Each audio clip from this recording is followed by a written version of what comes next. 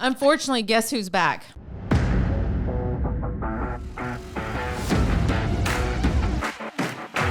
This is Beyond the Rig.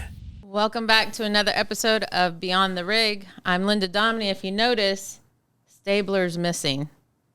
And I don't even have anybody to sit next to me, but today we have a very special... Oh, well, let's not say that, because if we say special guest, his head's going to swell and it's already shiny. The last thing we need is for it to be big and shiny.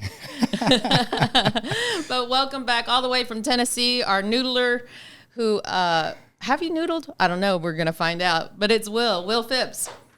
Nice to be back. Thank you. Thank you very much. As you can tell, my accent has changed a whole lot. It's been, almost a year? I feel like it's been over a year. Yeah, it was pretty bad when I was here, but it's gotten really, really bad. You don't got to tell me. I'm sitting here saying, huh? What did you say? Yeah, they have to have a special dictionary for me now. So we might have to have, what is that, when they can read the captions on the bottom? Oh, closed caption? Yeah, this is going to be your first episode of closed caption. the Will version. Yeah, it's kind of weird to be setting back in here. Yeah. Yeah. Yeah. I mean, you've always said setting, but not to that. Yeah, so see, it's bad. It's bad. It's bad. Yeah. Just like you no longer care when you're in Tennessee. Everything slows down, your verbiage, your appearance. And, everything. I think the last time I was on the show when we did our weenie washer stories and all that. Oh, I remember the weenie washer. Yeah, I think I was about, 20 pounds lighter. And Are you saying are you not walking anymore? So here, I do walk, but it started like 3 months ago. So like for the first 4 months, it was just salmon patties, potatoes and gravy. Oh, everybody calls you sweetheart. Everything in butter. Come in and just get it done. Yeah. I tried blaming my wife. I said, I don't know what's wrong with the dryers out here. They're shrinking my clothes. And we checked and it wasn't. It was me. I felt like a can of biscuits busting out of certain clothes. And I was like, you're over there stretching out your clothes. So I'm getting back on the bandwagon. Yeah? Yes, I'm getting back on the bandwagon. Not this week. Because you're traveling. Yeah. But it's tough because being back home, like the food is good in the South. Everything is good. Oh, my gosh. That's what I've learned. It's just like a culture shock to me to go back. And it's so hot. There's I think it's 81 feet sea level. And I'm over there huffing and puffing. I hold my side of my hip when I go to walk. Out here, I could do 9 or 10 miles. In Tennessee, I'm doing like 9 or 10 feet, and I'm over there on the side of the lake, and some lady's like, are you okay, sweetie? I'm like, oh, my gosh, yes, I'm fine. Bless your heart. Bless your heart. But little do they know, I know what that bless your heart means. Oh, I know what it means, I'm too. over there getting passed up by people with walkers on the path. I'm like, come on.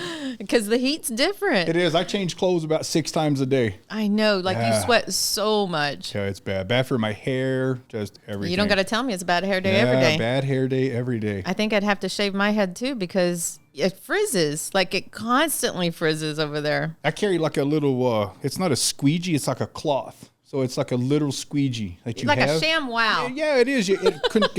Like your head, it conforms to it. And I just wipe the sweat off. Yeah. Oh, my God. I tried a bandana around my head, and I looked funky. I felt like a funky-looking Dennis Rodman or a worm-looking guy when I had a bandana. It's not a good idea. No, I was self-conscious. I had to take it off. I agree. I know when we go back to Georgia, it's like, oh, my gosh, the summer. We went one time. It's been a while in the month of August. Never again. Yeah. It was awful. And the worst part is I've lived in other states other than Arizona. Florida is one of my favorites. Very humid, but you can hop in the water. Oh yeah. I don't get in the water out there. Why? So everything everyone heard about, noodling and all that is scared to death. Scared to death of it. Snakes get in your kayaks out there. Yeah. Like the, what are they called? Cottonmouth, water moccasins. Yeah, those are scary, man. I don't care if it's a green snake or black snake. I don't care what southern guy or girl is listening to this. You done. My man card, you could have it, chop it up. I do not do snakes or spiders. And everything is on my property is snakes and spiders. They're mean. They actually come after you. They'll jump in your boat. Yeah, I told my wife the first snake I saw up there came out of the foundation, and I said, I'm ready to burn the house down. How long does it take for homeowners insurance to kick in? Because I am burning this place to the ground, and we're moving. Just so you know, you can't do that. Yeah, no. It's against the law. It's against the law. Yeah. But At least you didn't. You just thought about it. It's okay to think about it. Just don't react. Just don't act. Yeah, I'm not a pyromaniac. Everybody thinks why he left. Wow. So you came down. I know why you came down. We'll have to tell the audience why you came down. But it was just nice. It was nice to see you. So here's what happens. They say, "Hey, Linda, guess what? Will's coming to town." And I'm like, "What? Oh my gosh, I'd love to see Will." Did not know that Will was in town because I don't work in the same building that Will is now in. And the next thing you know, here's this tap, tap, tap at my door, and there's this shine. Large, you can say it. Large, plumpy, white guy, bald, looks like he's put on 20 pounds. Mr. Clean! Mr. Clean was in the house. It was just nice to see him. So absolutely, it was good to have human interaction. Oh, I'm sure, because you've been working from home. Yeah, so I go back and forth every once in a while to like the Lebanon terminal. And so now at home is working remotely, which is very weird to me. It's just... Well, you're a people person. Yeah, my wife works from home, and it's just me, wife, 3 dogs, 2 cats, a hamster. And it's funny because when I turn my camera on to do like Teams meetings, my wife will be yelling. And the other day, I looked for the HR manager and wanted to complain because she was causing a hostile work environment. I couldn't take it anymore. It's definitely different. It's definitely different. I had to go in and kind of retrain myself because, man, I love talking smack and just with the drivers every day. And there's nothing but trees. Oh, and they don't talk back. Nothing. And your poor wife. Yeah, the people are kind of weird in where I live at, and I just call them out. I am 100% positive that half of them don't even have electricity and no internet, so they are not going to be watching this podcast. Oh, Lord. Yeah, there's some pretty strange folks over there where I'm from. Yeah? Yeah, there is no Circle K's. Like, the gas station is called, like, Big E's, and it's tobacco shops, liquor shops. And so everybody's either really drunk, tobacco, or car washes. And I'm thinking... half of them don't even have cars to wash, and it's funny. There's a lot of craziness. So do you live in a neighborhood and not in the country? I live on the country. I'm like 3/10 a mile away from a lake, and where I'm at is on a hill. So I'm on, it's like 1.2, 1.5 acres. Yeah. And it totally reset my hard drive when I went out there. Yeah. I was living here in the valley. I used to think I was manly going out and trimming my palm trees and the little bushes. 1.5 acres. And I had a little kidney bean shape out there. And then we saw this house, and my wife, we were living in the RV. So if anybody wants to know what my plan was, I told them that, hey, I'm going to live on a couple acres with an RV. Right. That didn't last too long at all. No? The first week. So I had to tell you this story really quick. So my caravan, when we left at like midnight, we're in there getting the house unpacked, and I'm getting yelled at by everybody. The neighbors for being up and loud, the wife for things that I'm dropping, the kids, the wife, the dogs were miserable. So I'm like, oh my God, this is awful. I didn't even want to drive with any of them. I just wanted to take off, go to Mexico, and never be seen again. And we take off in our little caravan. We drive till that night. We leave at midnight. So it's like 6 or 7 o'clock in the morning. You're feeling half just delirious. We sleep, then we get up. That was the craziest day. I'm driving along, about to get hit by 10 tractor trailers. I mean, literally, I have this trailer behind me. I'm getting pushed into the wall. And you know, it was your hometown out there, your home state of Texas. So shout out to Texas. They don't like you. No. And here's the thing. So I wanted to tell you. Don't mess with Texas. Yeah. Drive friendly the Texas way, they say. As I'm about killed 10 times. So we get up through this one spot, and I watch this mobile home that literally, it flips over on its side.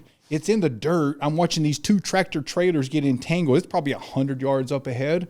And then all I see is this steer tire. I watch it come off the truck. Boom, it's bouncing. Boom. It's kind of like a rock when you're here and you Lord. watch them. So this steer tire's coming, and I'm like, oh my God, I'm going to get my truck just wiped out. I'm probably going to die. Yeah. All of my crap's in the back. And all your caravan. It bounces over the cable. It's coming right to me. So I'm just over there bracing for impact. I'm like, dang, no. It's going to just mess me up.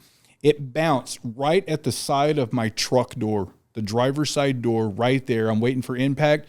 And then it bounces the other way and just goes right in the center of the interstate. It wasn't meant. Yeah, that was it. So that was my story I wanted to share with you. Hey, that was the friendly way. No, it was not Texas. Take those billboards down. It was the friendly way. That tire could have could have hit you, and it didn't. It stopped and said, hang on, we ain't going to hurt them. No, but they didn't drive, so that's why they wrecked, because they're driving aggressive out there. But were they from Texas? Probably. Not. Absolutely. Probably it was a day cab. not. It was a day cab. It was a day cab. They wasn't transporting that mobile home anywhere but Texas. I'll tell you that right now. They probably came across from New Mexico. Right? So that gets me to Tennessee. We get there in Tennessee that night in the RV. It's frozen. There's like 4 inches of snow on the ground. Everybody's hating everybody at this point. So we try the whole for like a month in the RV. Our little room was in the back, if you call it a bedroom. Everybody's sleeping in the front. So mind you, we had a hamster, me, my wife, 2 kids, 3 dogs, 2 cats. And it's like, the kids, all in the RV. The kids aren't taking care of the litter box. The dogs are annoying me. They get up in the middle of the night and all you hear is their all across the floor. And it's just like, you can't get up to go to the restroom without the whole trailer shaking. It's like, oh my God. So finally, after a month, I was like my wife. I was like, she seriously said, I'm going back to Arizona. I'm like, okay, bye. Okay, bye. That's where we were all at. It was like we were ready to divorce each other from the whole family. So anybody that says, oh, you know what, honey, I'm going to go live off the grid, test the strength of your relationship, because you go to a dark, dark place. My wife was on Zillow. She went down, found this home. She goes, hey, you got to come check this house out, because we had no plans on buying a house. It was like literally we're going to build a cabin, just like I had said. That's my dream of, hey, get the lumber, do all that. Totally off the table. My wife was 100 miles an hour down to this little town. She's like, come check it out. I get at the bottom of the hill and I'm looking up and I'm like, are you kidding me? This driveway is straight up and this house is on a hill and it's surrounded by woods. It looks like something really creepy. The neighborhood's nice. So you always check out things when you go into like Tennessee and you're in the woods. You look for like engines in their front yard or broken down cars or dogs on chains. Yeah. So none of that. So I go up there, we get the house, fast forward, and I remember I'm talking about my whole trimming of the bushes and everything out here, 2 hours. I leaf blew for like 3 hours. This tidal wave of pine needles down the hill, it's like covering the whole street. It took me like 2 days solid, like 8 to 10 hours to mow the yard. And I thought, okay, this is a one-time thing. No, every time. Tried getting a riding mower from my dad. He brings it down there. The riding mower, I'm riding down the hill. It's just out of control. He's yelling at me because I'm about to rip the deck off. And it gets messed up. So no riding mower. So I had to get a push mower. And literally. You're pushing 1.5 acres? Oh, yeah. It resets your hard drive every time. I get depressed when I have to weed eat. Like I bought like 3 weed eaters and I tried that junk from Walmart. I'm like, Can't do it. You got to get the good stuff. Tractor Supply. Yeah. I got to go get some. The brand. I think it's called Echo maybe? Yeah. Yeah, those are really, really good. Yeah, I haven't been that smart yet, so I tried this other. Well, I'm trying to help my Tennessee friend out. But it's been crazy. So I'm over here 6 hours consistently every 2 to 3 weeks, and you're just praying, please rain. Don't let the grass grow. So do you get? Does Tennessee do the pine needles in the flower beds? Oh, there's everything. There's like weed. Some people put mulch, and in Arizona they do rock. Yeah, but do they put the pine needles in there? Mulch. They do mulch? Yeah, they do mulch. I want that crap gone. Yeah, I don't like mulch. It kills everything. So there's mushrooms growing everywhere. Our property, the trees. Insects love the mulch. I've never understood the mulch. Yeah, there's lots of ticks. So everything we thought we knew we were ready for out there, totally not. Yeah. Get rid of that mulch. I miss Arizona. I miss all the people, the softball. It was good to get back around with them, and it felt really weird. Yeah, like to come back. Yeah, so when you normally, you make eye contact now, I passed a girl in the hallway here at the company. Yeah. And I was feeling all weird the first day I was back. I'm like looking at the ground, like, I don't know what to say. Like, you just don't have any interaction. Because you forgot what that interaction was like. Social skills just go downhill quickly. I could see that. Yeah, I have to go to the grocery store, talk smack out there. Oh, Lord. Yeah. The country people do not know how to take you. They do not. Oh, they're not ready for me. I go into that town over there, and I'll tell you, 6 million people here to 5,000 people where I'm from over there. Man, the town is already talking. You see that man just by that house? Yep. They all know. My daughter. They all know. Yeah, my daughter got a speeding ticket in the little town, so I had to go to the court. And the judge, so nice. Yeah. So nice. Everybody, she calls every person coming in, good or bad, sweetie. So it was good. Good or bad? Yeah, good or bad. Did she get away with it? She did. Yeah. Yeah, she did. So, one year they said, hey, don't do anything for 1 year. Keep up your school. Stay off of the throttle. I'm going to give you and a break. You're good. Yeah. My niece, she had gotten a ticket, and it's a small town. And boy, you can get away with murder in the small towns because they're like, all right, honey, that we know you, who you kin to. We know we know this person that knows that person. We're going to go and let you go because of that. Like, it's just crazy. It is. Everybody flies on these back roads. Like, there's no sidewalks. Yeah. So you'll come across a hill, a blind hill, and you're like this right here looking to make sure you're not going to hit anybody. Yeah. And there's somebody standing right in the road just walking. So do you have to worry about, like, deers crossing the road? That's the scary part, too, driving through some of because the trees are so massive on the sides of the roads, and you're driving, and at night you got to drive in the center so that if a deer does run out, you have time to I've been taught to square up and hit them. Don't brake, don't swerve. Oh, poor Bambi. Defensive driving at its finest. No, it's true. Yeah. Yeah, I still get scared and think about it. Bambi. Yeah, because nobody really wants to hit him. There was a dog that was dead today on the way to work. You didn't scoop it up? Scoop it up? Scoop it up. That's what the Southerners do. If they find it like roadkill, they get it off the road. No, I did not Carry stop you a shovel, and scoop Linda. it up. Carry you a shovel. I carry fishing rods, a little Dude, shovel. I'm not scooping up somebody's dead animal like that. Why? That was so sad to see. But you have to get it off the road. No. See, you need to go back to find your Southern roots. Okay, can you go? You know where? I'm going to tell you where it's at. You go scoop it up with Where's your it shovel. at now? Well, it's probably rotted by now. It's probably been sitting in the sun. How many days ago was it? Just today. Oh, well, that's Yeah, still there's fresh. plenty of time. Go get it. Yeah, somebody lost their poor pet, and you ain't going to do anything I know, about it was it. so sad. See? He wasn't alive. You need to find your Southern roots again. I didn't hit him. He could have been alive. I didn't hit him. You could have been the deciding factor. I drove around. I didn't even drive over him. I drove around. See, poor thing. He was probably begging you to hit it. Like, please put me out of my Put misery. me out of my misery.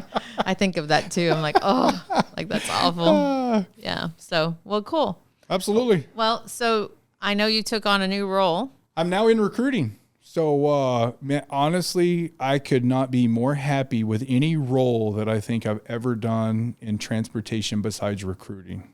So my main role is troops to transport. So me and one other young lady here at the company, it was an honor to be chosen for it, number one. So I'm not a vet. And to have been talked about for my name to do this role was kind of like, okay, it says something. And I'm new. The first 3 people that I've talked to, it's been an eye-opening experience because I'm me. There's no script. Right. These are things that come naturally. It just comes into your nugget, out your mouth. Yep. And when you're talking, when I'm talking to drivers, right, it's like they thank you for calling them back. I literally, the first 2 out of the 3, they said, wow, I've been trying for, weeks, months to get a hold of recruiters. And I always set a timer. I'm like, I'll call you back in 5 minutes. I called him back in 4, and one guy's like, wow, you actually kept your word. You kept your word. So communication. So we go through, and I tell him, I'm like, I'm here to make you, successful because they found out you're a driver and all of your roles and all of that. So it's just a conversation is, I think I should have been doing that a long time ago. Really? Because I truly enjoy getting to get people in the seats here for our company. Yeah. And I don't know. I don't know why I wasn't doing it a long time ago, honestly. Wow. It seems like it comes more natural than any role. I will say that recruiting is that people think, oh, I'm going to go to recruiting. That's a tough gig. There are so many processes and tags and computer work. I'm over there like, are you kidding me? So if anybody out there is ever thinking about just being a recruiter, there's a lot to it. There's a lot to it, There's for a lot. sure. For sure. But it feels to me like that is the most rewarding role because of you're always going to have open trucks and retention. So that's just what I want to bring to the table is try to put a new spin on it. So not only go in and be the most honest recruiter, because let's face it. You got to be honest. Have to be up front because you can get them into class. And when they find out that you fed them a line of the not so chicken salad, then they want to go. So right. I want to get them in the door and then follow them through the whole process. Find out each month, each week, they have your cell phone number and then they call you and you answer. They're blown away. It's like they look at you like you invented fire. Like, this is pretty simple, man. You answer the phone, you communicate, keep your word, retain the driver, and let them know that, hey, you're an advocate for them. Right. And I don't know, it feels very rewarding. Yeah. Haven't felt that. You always feel good about your job, but it's just like, wow, how come you were not doing this a long time ago? Wow. Well, I'm glad to hear that. Well, I know when they told me that you were going to go to recruiting, I'm like, oh my gosh, the gift of gab in recruiting, perfect spot for him. Yeah, that's what I thought. Yeah. Like it'd be perfect. I mean, you love people. You get to talk to people. I know you like to talk to people in person, but you'll talk to them on the phone. That's what I tell them. I said, I have a face for the radio. You wouldn't want to see me in person over here. So do you offer them the ability to do a Teams, because you're talking to vets? I mean, you can talk to anybody, right? But you're mainly trying to recruit troops that are getting ready to be discharged. Yeah, some of them are 6 months out, some of them are 9 months, some are a couple weeks. So the only time I do a Teams call like where they can see call, your face is like today at noon. There's like 50 to 60 people on this call. Oh, and you're over there, and they're at this CDO school, but they are in the process of looking for a company. And I'm thinking, this is honestly like shooting fish in a barrel. You hear other people talk, and it's just like they've never driven. They're over there like they're reading a script saying, come to our company. We are the best. We have this to offer. And when you start talking, it's just like, I tell them, find that one person, latch onto that person, because if you find someone good, it's not me. You know, I'm not trying to sell myself, but I'm trying to let them know you find that one person you can count on, get with that company. There's going to be ups and downs. You're going to make money. That's all you're doing. You're speaking of the financials of the company, their equipment. That's all the basics. I mean, they really don't care about the history. They want to know, am I getting a paycheck? What kind of equipment? How fast do they go? They don't even care about that. Because some of them are like, well, how fast do your trucks go? And then you kind of go in and speak as a driver, and they're like, oh, okay. Oh, you drove? Yeah, it's totally different than the other. Then they start opening up. So long before I was even in my conversation of doing recruiting, I jumped on one of those troops to transport calls, and I put my cell phone number out there with the gentleman, just, kind of see how it was. They started texting, calling, and I'm like, man, I am so sorry. I'm not even in the role yet. But it was very cool and humbling how many people reached out and want to follow you. Yeah, which is great. I mean, you're perfect for that. You're naturally good with people. I know when I saw you at the terminal, there was I don't know if you remember, but I was walking a gal over to the DDM cause she needed wanted to use the company van, and they have the keys. So I was taking her over there to get the keys, and all of a sudden you see her and you're like, whoa, did you graduate already? Like instantly, it was like, I was like, there's Will. Will's on fire. You were already making the funny jokes. You were giving her a hard time, and that just made her feel like you cared, and it's because you did. And so I think in the recruiting role, I think you just have that natural ability to show people that you truly do care. So I know you still take your cell phone, and after you said that, I always thought, you know what, that's what I need to do into my cell phone, because I put driver's information, but I never put something that reminds me who this person is, right? Because I know I have a lot of drivers in my cell phone, and I may not remember each and every one of them because I don't talk to them all the time. But after you said, yeah, I just put something like red shoe or whatever it is. Remind you, call them by their first name when they call you. You say, "Hey, how's it going, Deshaun?" Yeah, and they're like, "Whoa, you still remember me?" Well, yeah.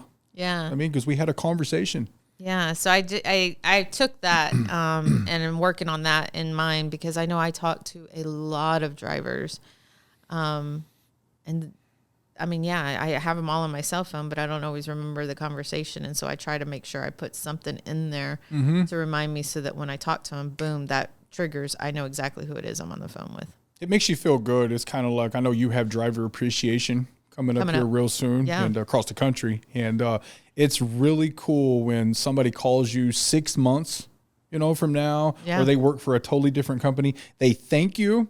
It's like, hey, I'm sorry it didn't work out for a night. We go in and try to retain anybody. Any company, you always want to try to offer. Sometimes it's not just about money, it's how they're treated. Right. But setting that foundation, I never had the opportunity.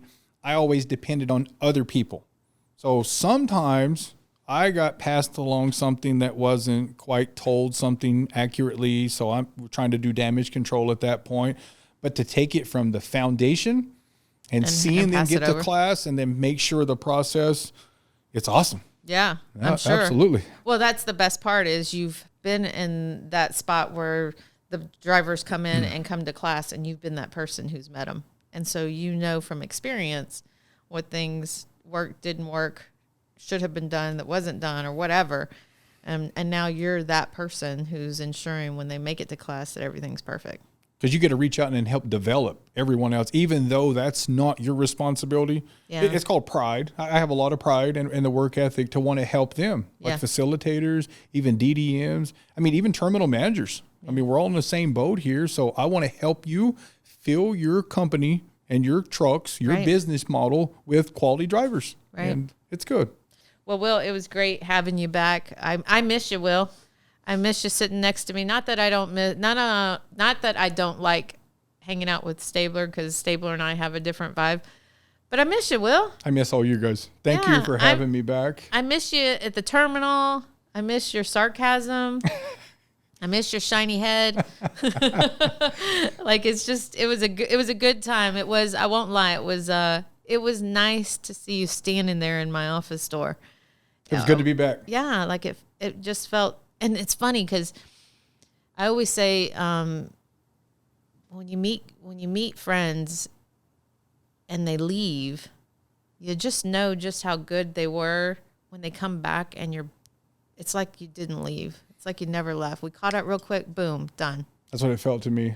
Yeah, like that's just awesome. This trip here is going to be more sad for me leaving than when I originally moved away. Because it was just kind of like, okay, go do your thing. But now it's like, I've been gone for almost a year. I've seen everybody. I've seen the changes. Everything feels so positive, just the human interaction. And then I get to go back. Well, I dread the drive. I dread how long is that drive? 28 hours. So this man could have flown here, but he decided it was a good idea to drive again. Like, how many times did you make that trip just trying to move out there? A couple. Yeah. Too many. I should have just gave everything away. I could have opened up literally my own Goodwill store. Yeah, that's it. Next time I move anywhere, inflatable furniture. Inflatable. So with this, he drove because he's trying to move the rest of his stuff. So with this next move of the trailer being loaded, are you done? That's it. That's it? That's it. So when are you coming back? Because that feels pretty final for me. I'm going to be completely honest. I'm looking at least another year. Another year. I have to let the water source build back up out here, and the cost of living, everything kind of settle down right now. And we have to meet certain goals for our home because of the investors in Tennessee. So we have to stay in that so long. We have to stay in it 2 years. Yeah, it's something crazy. Yeah. But after that, hopefully everything calms back down. Yeah. And then you'll be back? My goal 98% is to be back. Did y'all hear that? That's not 100%. I have to, you know what, my wife. I did not get 100%. My wife loves Tennessee, and she sees that she's going to be like, oh, you're telling them you're moving back next week, and she loves Tennessee. I'm like, oh my gosh, she loves it. And she comes to Arizona. Here's the key. Get the RV. No, I never want to see another back RV. Into the RV. I will live in a lean-to built up in the desert before I will ever go back in an RV again. A lean-to. That's funny. Well, Will, it was great. It was great seeing you. Thank you for having me. Thank you for coming back on and sitting and chatting with us. And hopefully y'all enjoyed that. That was just a quick segment to say goodbye to a friend again who is leaving us. No. Yes. He's leaving us, not leaving night, but leaving us from Arizona one more time. How many times is he going to turn his back on us before? 0. I'm there in heart and soul and spirit. He's here. Yeah. Anyways, it was great. It was great, Will. Thank you. We'll see ya. Thank you. We enjoyed bringing this show to you, and we hope you had fun along the way, too. We're going 10-10 for now, but you can catch us on the side on YouTube, Facebook, Instagram, and Twitter at Beyond the Rig and Drive Night. Until next time, be safe out there and keep trucking.